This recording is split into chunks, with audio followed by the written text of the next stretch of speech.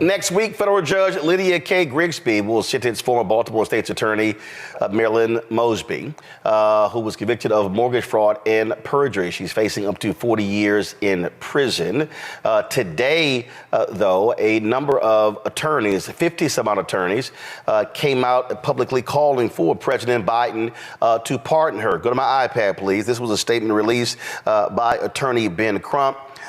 Where he noted that it says National Civil Rights and Personal Injury Attorney Ben Crump, lead attorney Jeff Trevelyan Jr., attorney Barbara Unwine, attorney Barry Scheck, and more than 50 other attorneys are urging President Joe Biden to pardon former Baltimore City Attorney Marilyn Mosby. As the release says, Attorney Mosby is one of several black female progressive prosecutors who have been targets of a disturbing political agenda for standing up for communities of color and for advancing progressive causes. Mosby's vocal opposition to the previous administration sending in federal troops to arrest protesters in the community following the murder of George Floyd and her efforts to hold law enforcement accountable following the killing of Freddie Gray appear to have fueled retaliation. Crump and 50-plus other attorneys listed below are calling on President Biden to rectify this injustice immediately by pardoning Marilyn Mosby. She joins us right now along with attorney Monique Pressley. Glad to have both of you here. First, there's some things we can't obviously talk about because everything that you say leading up to sentencing can be factored in. So you've got U.S. attorneys, you've got the judge all paying attention to all of that. When you started, did you think this is where you would be ending up when, of course, when Freddie Gray happened and people were demanding justice, and when you chose to charge those officers? That's when, and all of a sudden, folks came after your law license and all the different attacks. It's a whole different worldview now than where you were then. It absolutely is a whole different world. I mean, when you go into a position understanding and recognizing that prosecutors are one of the most important stakeholders in the criminal justice system. We decide who's going to be charged, what they're going to be charged with, what sentence recommendations we're going to make. We make a determination as to whether someone gets into the criminal justice system in the first place. And when you go into it with the heart and the passion to reform the criminal justice system, you don't ever think that you're going to be on the other side of that, right? I went into this with the concept of representing the ideals of what this country is supposed to represent: freedom, democracy, justice. And so to now have that system, which I was attempting to balance the scales and ensure equality for everyone, is now being used against me. It is a very sobering sort of moment. And over the last 15, 18 months, you're going to court. Your first group of attorneys have to leave. Then you got a second group of attorneys. Mm-hmm. You are then going through divorce. Then you're dealing with the trial, then you deal with the conviction. That is a lot personally to have to contend with. That's then of course losing the race as well. So it's personal and professional, all collapsing, if you will, at the same time.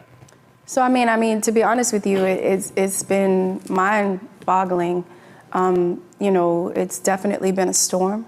I think that when I think of all that I've been through, and you've kind of mentioned it, the thing that is most sobering to me is that this is more about my children, right? Yesterday, my ex-husband, I was in a 25-year relationship, and I want to be very clear, like, this attack has been lodged against me to break me. Break me psychologically, break me physically, spiritually, financially. Like my whole entire savings has been depleted, fighting these bogus allegations and now this wrongful conviction.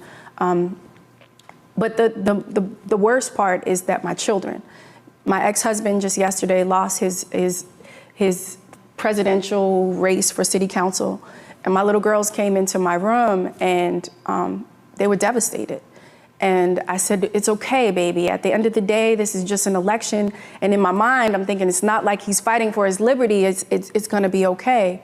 And what my babies said to me, they're 13 and 15, is I don't want dad to go through what you've been through for the past 2 years. The depression, the isolation, the feeling of abandonment, when everybody around you is now villainized you and made you out to be some sort of corrupt public official, when all that I did was what 35,000 other people did nationally, 739 in the city of Baltimore, right? Like I withdrew my own retirement savings. This is not PPP loans. This is not COVID relief funding. This is me trying to build a better future for my children and understanding and recognizing that they ultimately have been the one to sacrifice the most, and to now know that the government is not happy with the disillusion of my marriage, the disillusion of my political career, but they're still coming after me in a way in which they want to take my sole asset, the only asset that I have, and they also want to put me in prison. I'm facing up to 40 years, but they want to and are recommending that I go to jail for me withdrawing my own retirement savings, which again, in and of itself is ridiculous.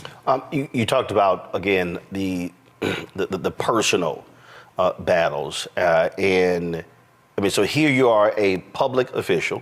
Mm-hmm. And when you're in the public official, you're in the public eye. Absolutely.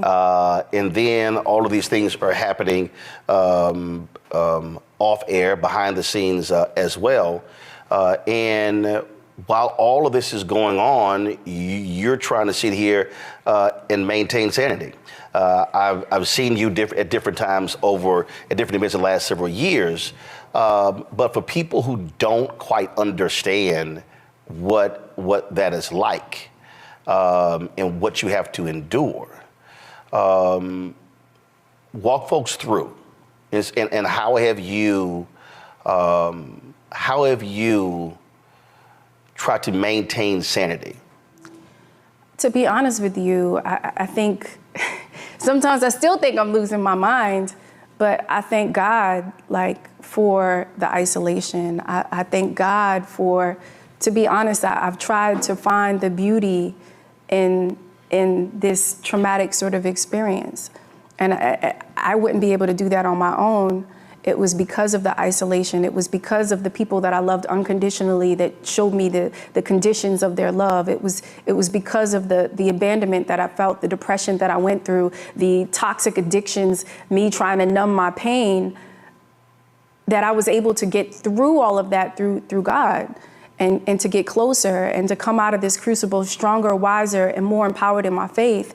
And so I don't credit anything but my faith, and knowing that at the end of the day, I know that in that role and in this position, I know that I've done nothing illegal. I know that I've done nothing criminal. I know that I've done nothing wrong. I know that I've been wrongly convicted. And I know that the work that I was doing has everything to do with why I'm in the position that I'm in. When 35,000 other people nationally have done the same thing and I'm the only person in the position, I'm being selectively prosecuted and now facing 40 years in prison, I have to understand and recognize that it's greater than me. It's not about me, it's about what I represent to so many others. And so when you put that in perspective, then you kind of understand and you can see the beauty and appreciate and have gratitude in this traumatic experience. More than a year ago, you and a number of other Black female prosecutors went to St. Louis to stand with Kim Gardner. Yep. And Kim Gardner has since resigned because of attacks against her. Aramis Ayala is no longer a prosecutor there in Florida. Monique Worrell, who replaced her, was removed by DeSantis. She's now running for re-election. Yep. Kim Foxx in Chicago went through a divorce herself, opted not to run for re-election. Ku Klux Klan came outside her office and demanded her resignation. I mean, and so y'all had this sisterhood, and when you now look over the last several years, what has happened to all of you, I don't think people quite understand this national attack constantly on progressive prosecutors, but especially Black female prosecutors. I think you bring up a really great point. I think that there is definitely an attack. I think when you look at the prior administration, the Trump administration, whether under William Barr, where he explicitly went on record and said these social justice rogue prosecutors will do anything within our power of the Department of Justice to go after them jurisdictionally, those prosecutors that aren't prosecuting whole areas of the law, right, jurisdictionally, or whether they're individual politicians. they did just that. It's a larger sort of picture, and you've already talked about it. Fonnie Willis, Tish James, right? So many of us that are all under the same sort of ire of this prior administration, and understanding that and recognizing that. And I have to say, the vitriol for Black women prosecutors in these roles is very different than the progressive prosecutors. Right. Because the progressive prosecutors like Chesa Boudin and, you know, Larry Krasner. Or Andrew Warren. Warren, right? They've come after us, and it hasn't just been the Trump administration, but the Trump administration and the cronies. So I had very public disputes with Larry Hogan, right, now running for Senate. This is something that is very much calculated, and the playbook is executed perfectly. It's written and then executed perfectly on everyone else. And so understanding that it's a larger sort of mechanism in which they can try to negate. And Trump just last week came out and said, what is he going to do? He said that he's going to give full immunity to police officers, right? And said they should be able to do their job. They should be able to do their jobs, but he allowed them to kill with impunity. Yeah, he said full immunity. So when you have prosecutors, and I was one of the first prosecutors to attempt to hold police officers accountable for the death of a Black man, right? You know, after Freddie Gray, we successfully prosecuted 33 police officers after Freddie Gray, right, who were violating the rights of citizens in Baltimore City. When it comes to the gun trace task force, these were corrupt rogue officers planting guns and drugs on citizens for decades. My office was the one who not only drafted the legislation, but lobbied for the legislation and passed the legislation and vacated 800 convictions as a result of those rogue police officers. I mean, it can go on and on. I started the first conviction integrity unit in the entire state of Maryland, where we did reinvestigations into claims of actual innocence, where I exonerated 13 innocent Black men who collectively served 300 years in prison for crimes they didn't commit. Now being on the other side of that is a sobering sort of reality. And having that system that we were attempting, and not just me, but my sisters all across this country, attempting to equalize, to now be used against you, and the progressive sort of attacks against others. When it comes to Black women, they use the criminal justice system to come against us.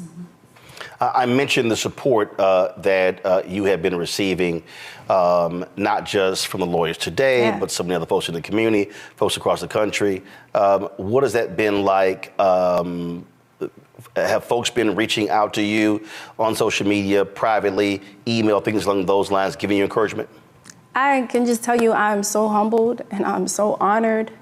I'm so grateful, you know, to be at the lowest point in your life and to have everything taken away from you, or to be at rock bottom, and to pray and to ask God, you know, just to question why I'm going through what I'm going through, and then for God to send earth angels into my life, like Monique, like Angela Rye, like so many of the local sort of supporters, the Tyrones and the Sheenas and the Hakis of the world who came in and just believed in me and understood that this is an injustice that could happen easily to them, you know, is beside me. And recognizing that this is so much greater than me. I'm so humbled. 14 civil rights organizations have signed on to support the pardon request.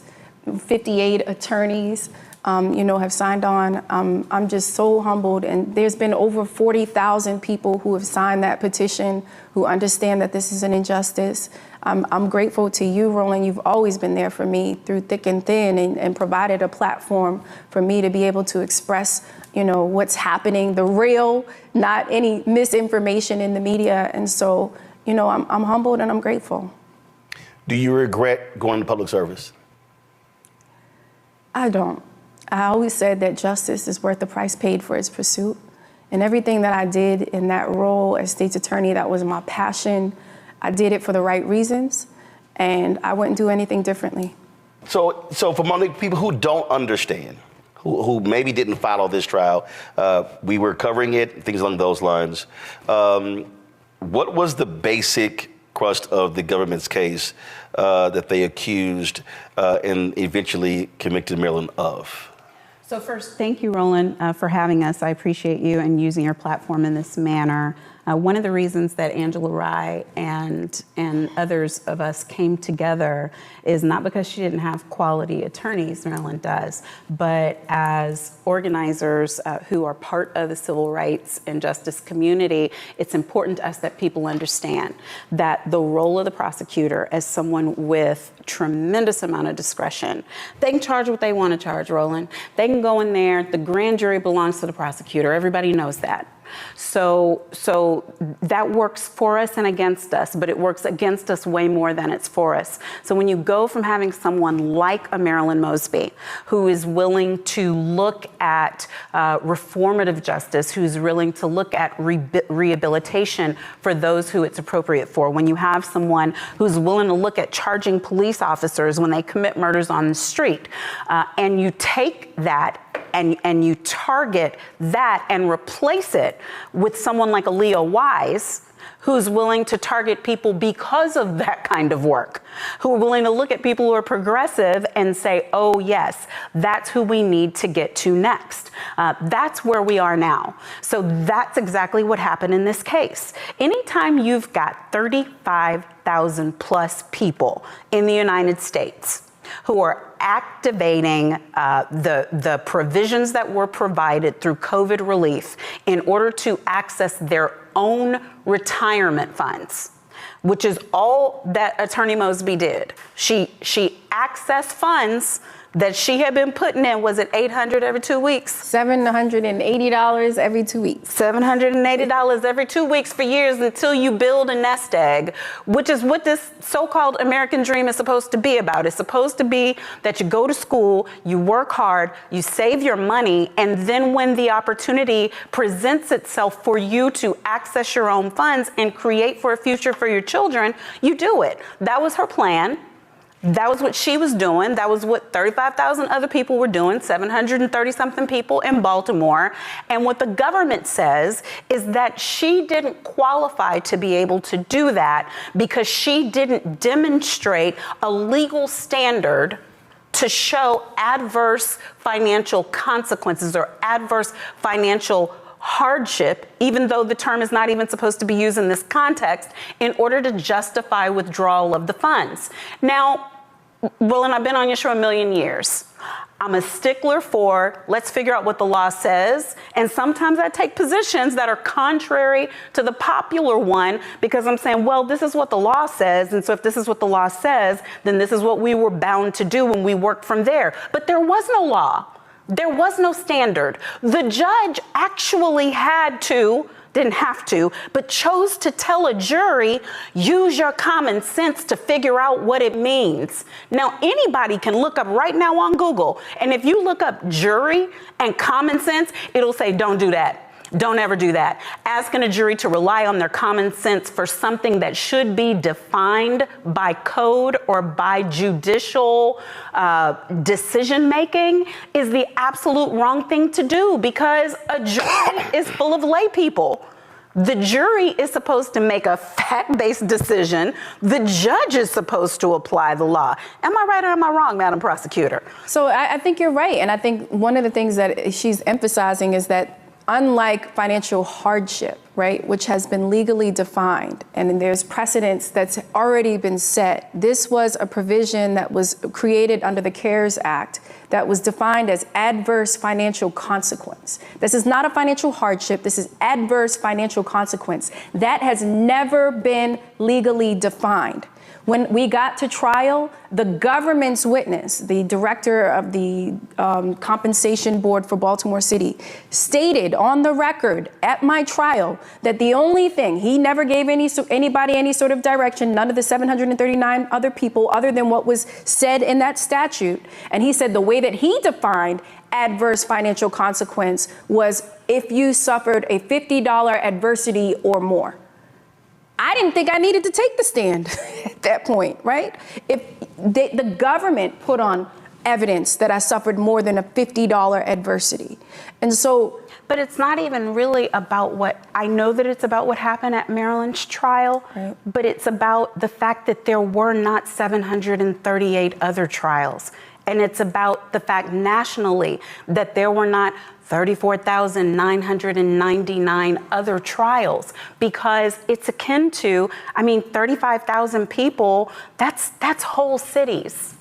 That's whole cities in the United States. So imagine if you're living in a town and everybody does the same thing. Everybody receives the same advice. Everybody uses the same provision. And then the government comes in and says, yo mama did it, and we are prosecuting her. That is casebook targeted prosecution. That's casebook malicious prosecution. That's casebook targeted, isolated, ill-meaning prosecution of a citizen. So there were two trials. So there was obviously one trial that dealt with perjury, and then the second dealt with mortgage fraud. And this was the press release that the Department of Justice sent out, where they said that Marilyn made a false statement in an application for a $428,000 400 mortgage to purchase a condominium in Longboat Key, Florida. As part of the application, Mosley falsely stated that she had received a $5,000 gift from her husband to be applied to the purchase of the property. They then said that, that wasn't the case, that she gave him $5,000, he gave her five back. That was yes, and at trial that was the case. At trial, the testimony came in from the people that advised her that she had been advised that it was appropriate for the gift to come from her then husband, and he testified at trial about the same. So what we're having, and Roland, if you listen to the press release, and I don't know. I got it right here. I don't know if we've even called it out in this manner, but the one thing that I want to say that I know that she can't is there's this whole prevailing theme that Black women aren't supposed to have money, that we're not supposed to have savings, that we're not supposed to make smart business decisions. We definitely aren't supposed to have no property that we're buying in Florida while we are government service. We're supposed to be impoverished. Stay in our place. We're not supposed to be thinking for ourselves. We're not supposed to be taking advantage of opportunities. So that's why we can have a former president with 91 and sundry indictments all over the United States for doing things like crimes against America, for subverting elections, and he's not facing up to 40 years anywhere right now. Like, he's not up for sentencing anywhere right now, but we've got this Black woman who was trying to help us. And the reason why that matters to me is because I sit here as like a career 30-year defense-minded person, defense attorney. Anybody can check the record and know I've never prosecuted anybody for anything. This is my sister.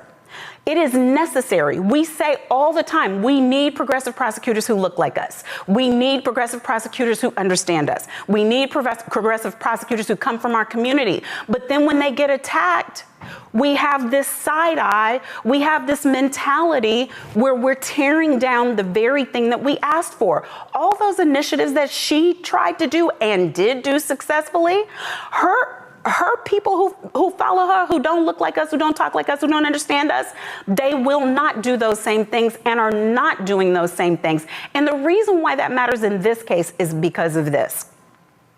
Anytime you got the NAACP, Until Freedom, Black Voters Matter, and 12 others who all think the same thing at the same time and sign the same piece of paper, there's no harm, no foul. There's no debating the clear call that she requires justice. When you've got lawyers like Barry Shett from the Innocence Project, yes, people know him from his being part of the Dream Team, but somebody who is data specific like that, somebody who's devoted their life to defending innocence, when he's signing on with an Attorney Crump, with a Barbara Arnwine, with a DeMario, you can look, there are 5 former National Bar presidents who have signed on the same piece of paper, not just saying we agree that she should be pardoned. Right. They represent her. That's her lawyers now.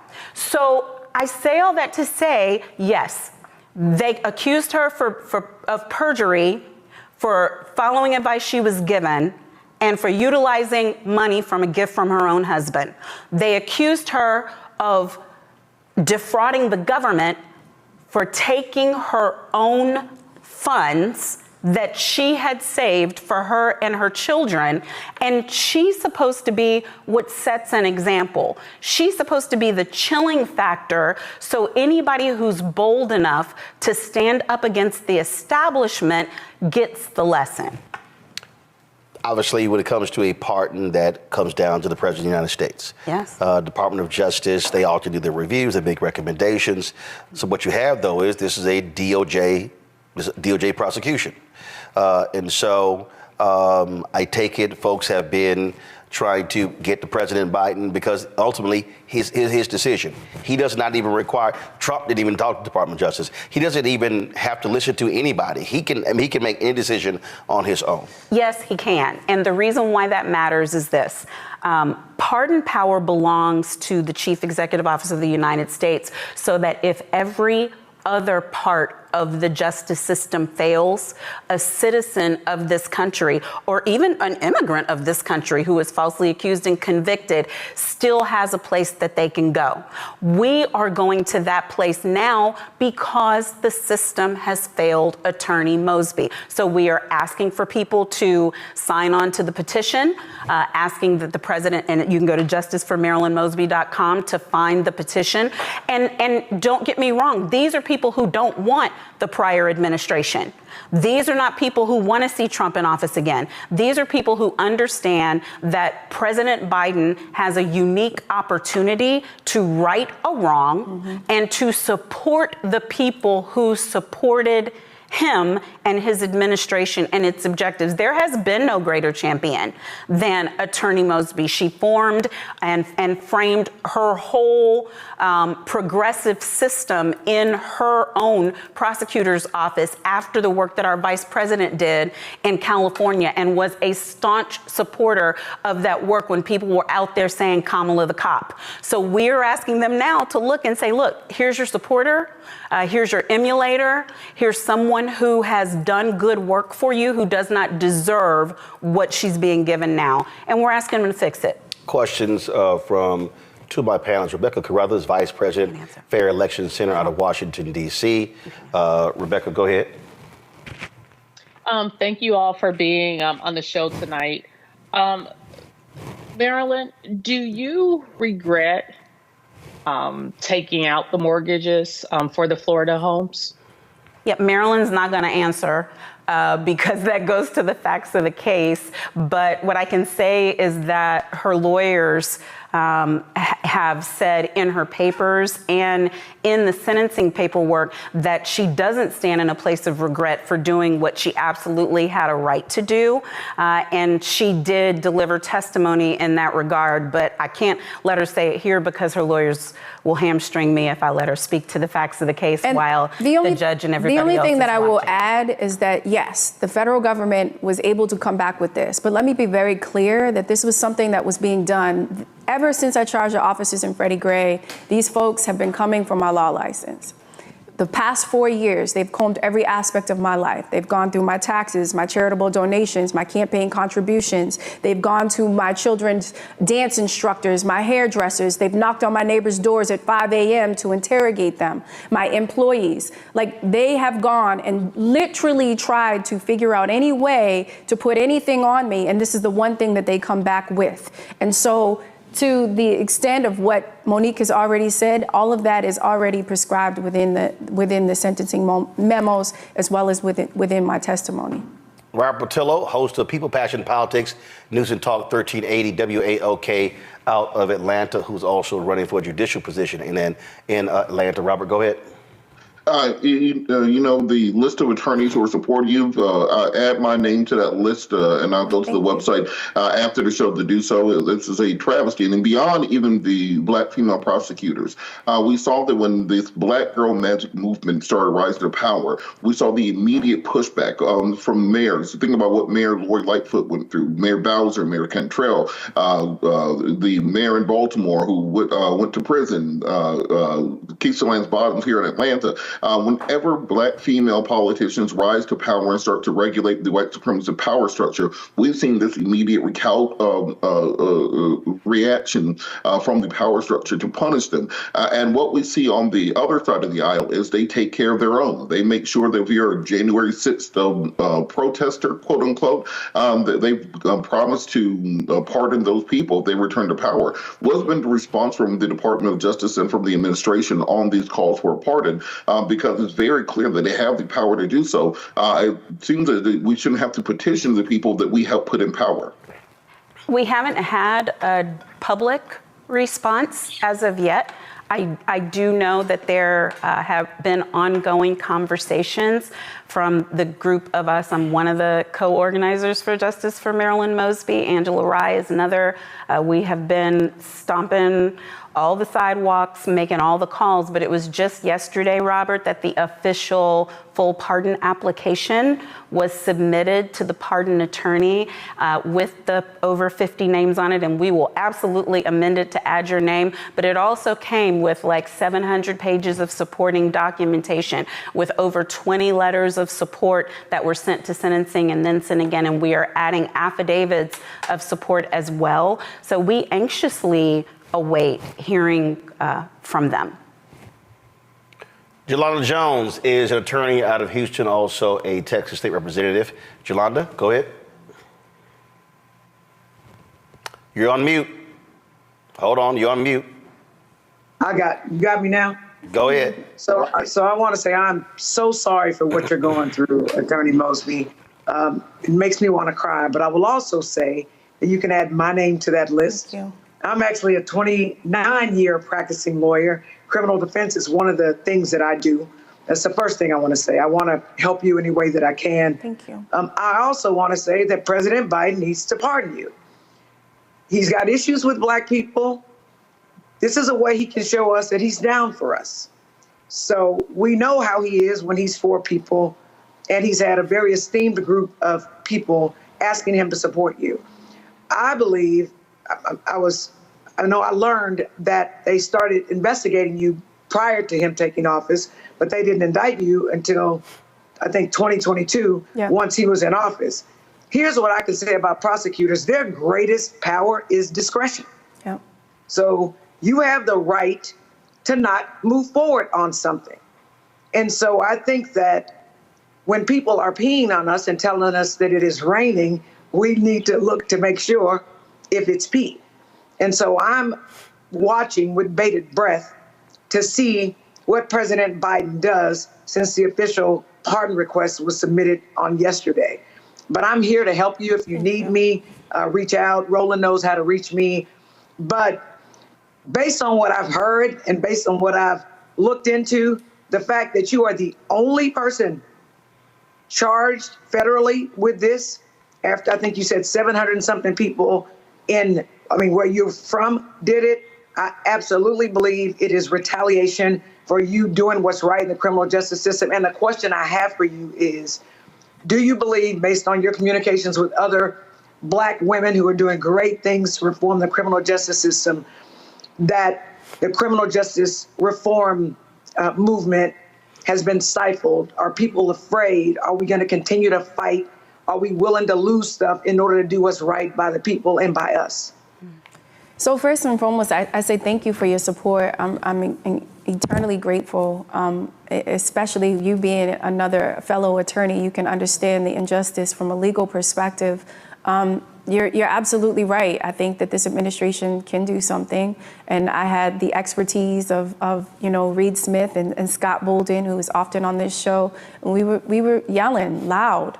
Asking this investigation started under the Trump administration. And then when the Biden administration took office, we were calling and begging for them to please just allow us to go in front of the grand jury, allow us to come and talk to you. Please just look into this. And that didn't happen. But to your question, yes, this has a chilling effect. What is happening to me, the type of isolation that they've been able to create, the villainization of me and who I am, and this idea that I'm somehow a liar and a corrupt public official, None of my colleagues have wanted to touch me with a 10-foot pole. They don't want to be seen in public with me. I've had family members and friends and people that I've loved the most that have turned their backs on me. And so, yes, it creates a chilling effect, not just for the people that I loved unconditionally, but for the individuals that are in this role that can make a decision that have an impact on our lives. So, yes, Roland and Monique have talked about it. Fonnie Willis, Tish James, Monique Worrell, Aramis Ayala, Kim Fox, Kim Gardner. The list goes on and on and on. Andrew Warren, Chesa Boudin, Larry Krasner. These are all of the progressive prosecutors that were attempting to balance the scales of justice in this country that have now been targeted in a way in which they villainize us, they isolate us, and for Black women, they criminalize us. Yeah. I absolutely agree with that. And I'll say this. We have prosecutors that are white progressive, and I say that in air quotes, who are doing things, and the government's not coming after them. They're not coming after them. And it makes me sad, and I hear people say all the time, oh, you're pulling the race card, you're pulling the race card. No, we're not pulling the race card. We're defending against your racism. You are using your belief that we are innately inferior to you in order to prosecute us and to destroy us and to destroy our families. And I tell you what, the civil rights movement is difficult. It takes courage, and I commend you for doing what needed to be done. And we are here for you when you need us. Thank you. Folks, this is the petition that they're asking folks to sign to seek a pardon for Marilyn Mosby. As you see, 41,944 of 45,000 signatures. If you go to the easiest place to go to, because this is campaigns.organizefor.org. The Justice for Marilyn Mosby. There you go. All right, so that's easy. So justice for MarilynMosby.com. So justice for MarilynMosby.com. Then you can actually access the petition. So you see right there. And you'll see the other interviews and other information. Of course, this was going to be added on there. Y'all know that. All information on there as well. And so... And come on the 23rd. Come to the sentencing. If you're around, come. Show you. So sentencing is May 23rd. May Where? 23rd, 10:30 a.m., Greenbelt District Courthouse. You said 8:30 a.m.? 10:30. 10:30 a.m. On May 23rd. All right then. Well, Marilyn, I appreciate you coming on the show. You know I always had your back. So thank you, always. So we'll continue to do the same, and we'll of course keep letting folks know about the petition as well. Thank you, Roland. Appreciate you. Appreciate it. Thanks a bunch. I wanted the people of Baltimore to hear it from me. I have done nothing wrong. Prosecuted for the people. But I see that what you are trying to do is destroy this Black woman for doing her job. I have heard your calls for no justice, no peace. However, your peace is sincerely needed as I work to deliver justice on behalf of Freddie Gray. Marilyn was a force to be reckoned with. I was assuming this was all because of Freddie Gray, but it actually is much deeper than that. Baltimore's top prosecutor, a woman named Marilyn Mosby, was indicted yesterday in the Eastern District of Maryland for perjury. Couldn't help but think about Donald Trump. This is what you got to deal with when you are a Black woman fighting for just causes in America. Yeah, but just taking on the police, period. She's stepping on their toes. They want to cross her out of the system so she can't stand up for the preacher. Reached in the pool and grabbed me and pulled me out. Imagine if this were you. You would want people to stand in your corner. I lost my car. I lost my job. I lost my marriage. And I almost lost my mind for a little while. It is so much right now, Lord, and I'm just saying, why are you putting all of this on me? I'm about to break.